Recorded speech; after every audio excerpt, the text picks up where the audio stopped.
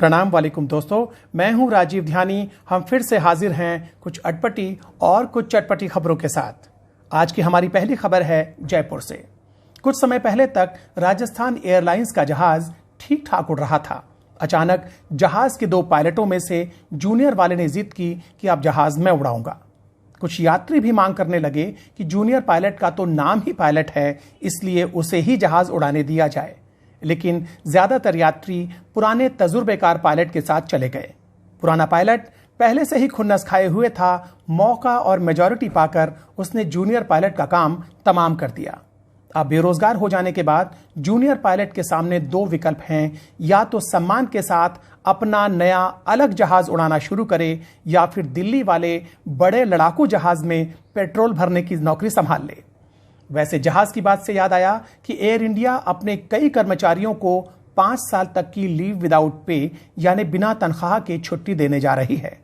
अगर इस खबर का मतलब आपको समझ में नहीं आया है तो हम आपको दिल की गहराइयों से सलाम पेश करते हैं। खबर यह भी है कि लॉकडाउन के दौरान पिछले 1.5 महीने में गुजरात की राजधानी अहमदाबाद में 110 लोगों ने आत्महत्या की है। वहीं गुजरात के रहने वाले मुकेश अंबानी की संपत्ति पिछले 22 दिन में 59,000 करोड़ रुपए बढ़ गई है। याद रखिएगा, ये दोनों अलग अलग खबरें हैं। खबर यह भी है कि उत्तर प्रदेश के नाम पर एक बहुत बड़ा कलंक लग गया है। भारत के सबसे ज्यादा बिकने वाले अखबार में खबर छपी है कि इस साल के यूपी बोर्ड के इम्तिहानों में 8 लाख बच्चे हिंदी में फेल हो गए हैं।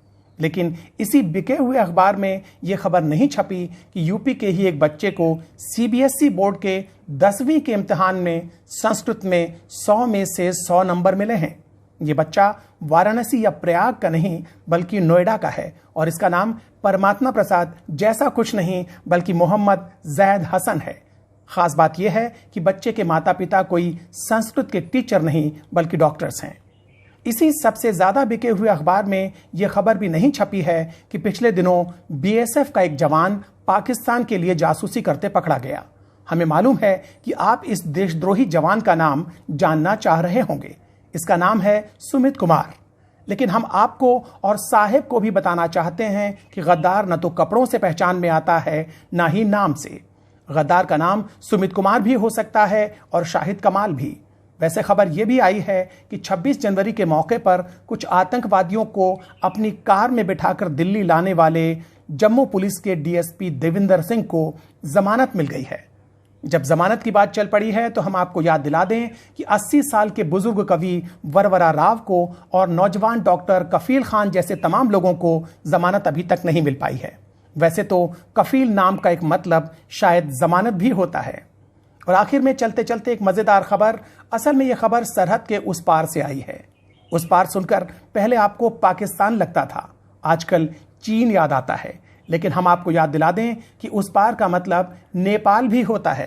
पिछले कुछ दिनों में सबसे बड़ा कमाल किया है नेपाल के प्रधानमंत्री ओली जी ने। उन्होंने कहा कि भगवान राम दरअसल नेपाल में पैदा हुए थे।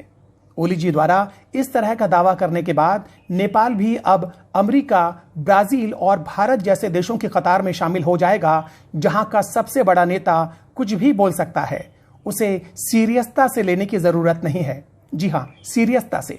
तो दोस्तों, ये थे हमारे समाचार। हमारी अगली बुलेटिन का कीजिए इंतजार। बड़ों को आदाब और छोटों को प्यार। और भैया इसको शेयर करते जाइएगा।